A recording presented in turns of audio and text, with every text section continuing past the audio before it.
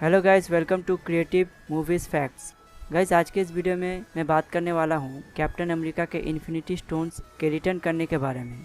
हालांकि इस पर बहुत सारे वीडियोस ऑलरेडी बन चुकी है, लेकिन मैं इसे एक अलग वे में एक्सप्लेन करूँगा। यह मेरी थ्योरी है, आई होप आपको पसंद आए। तो गाइस, हमने तो यह सब देखा कि कैप्टन एंड गेम के एंड में सारे इन्फिनिटी स्टोन को वापस रखने उनके ओरिजिनल टाइमलाइन में जाते हैं, लेकिन हमने ये भी देखा कि सारे इन्फिनिटी स्टोन्स अपने ओरिजिनल फॉर्म में नहीं थे, सिवाय टाइम स्टोन और सोल स्टोन के। तो क्या ऐसा नहीं हो सकता कि अगर कैप्टन उन सारे इन्फिनिटी स्टोन को बिना उनके ओरिजिनल फॉर्म में ही लौटा दे तो एक अलग टाइमलाइन क्रिएट होगी? तो इसका जवाब है जी हाँ, बिल्कुल होगी। तो आखिर कैप्टन ने यह सारे इन्फिनिटी स्टोन को वापस कैसे किया होगा? तो इसका आंसर है एशियंट वन की हेल्प से। तो कैप्टन ने ये इस तरह किया होगा। Number 1, time stone. सबसे पहले वे गए 2012 के टाइमलाइन में एशियन वन से मिलने और एशियन वन को टाइम स्टोन दिया। फिर एशियन वन की मदद से वो माइंड स्टोन को उसके ओरिजिनल फॉर्म यानी छड़ी में परिवर्तित किया और छड़ी को सीधा एवेंजर्स या शील्ड को सौंप दिया, बिना हाइड्रा के एजेंट के हाथों आने से पहले। क्योंकि ऐसा करने पर टाइमलाइन क्रिएट तो होगी, लेकिन आगे जाकर ना तो उस छड़ी पर स्ट्रकर कोई एक्सपेरिमेंट करेगा और ना ही अल्ट्रॉन क्रिएट होगा। लेकिन हाँ, इससे वांडा और उसके भाई को भी पावर्स नहीं मिलेगी, तो विजन भी पैदा नहीं हो सकता, तो इन्फिनिटी वॉर होने के चांसेस होंगे ही नहीं। तो इस प्रकार कैप ने 2012 के टाइमलाइन में 2 स्टोन्स वापस कर दिए। नंबर 2, उसके बाद कैप एशियन वन के साथ 1917 के टाइमलाइन में पहुँचे और वहाँ एशियन वन की मदद से स्पेस स्टोन को वापस एक क्यूब में परिवर्तित किया और शील्ड के खुफिया जगह में रख दिया, जहां से टोनी ने टेसेरेक्ट क्यूब को लिया था।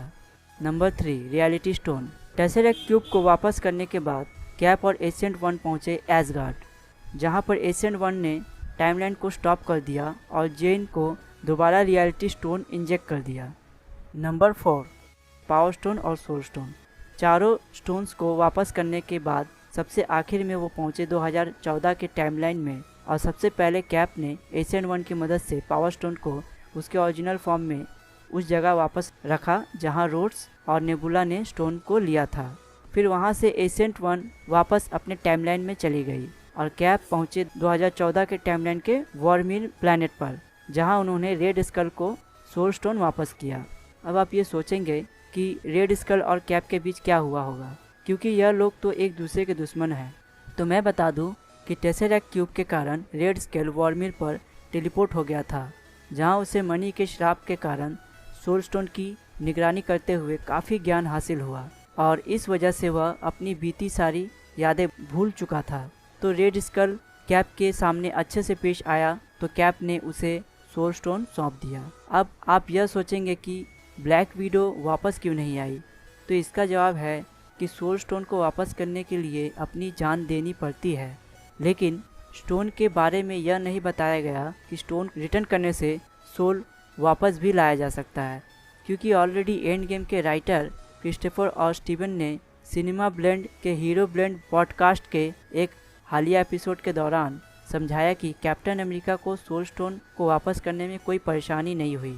सोल स्टोन को वापस कर दिया गया था, इसका मतलब यह नहीं है कि जो लोग इसे प्राप्त करने के लिए बलिदान किए गए थे उन्हें वापस लाया जा सके।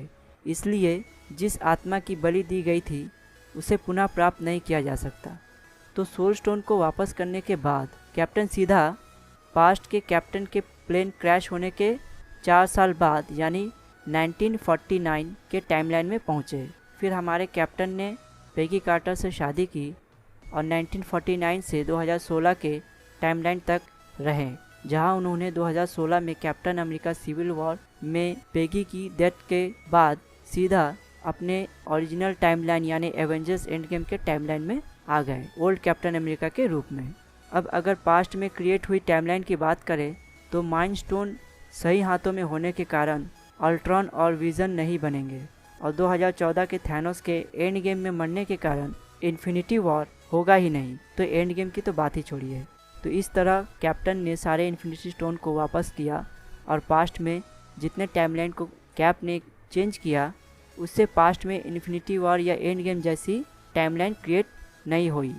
तो प्रेजेंट में 2014 का थैनोस मर गया तो प्रॉब्लम सॉल्व। तो गाइस यह थी मेरी एक थ्योरी, जिसमें से कुछ कंफर्मेशन खुद एंड गेम के राइटर ने की है और बाकी का था मेरा अपना ओपिनियन। इसके बाद भी अगर मुझसे कोई डिटेल्स मिस हो गई हो तो आप मुझे कमेंट में ज़रूर बताएं। तो मिलते हैं अगले वीडियो में।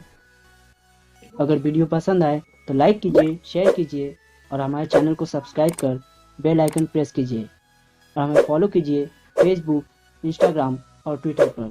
Thank you, bye.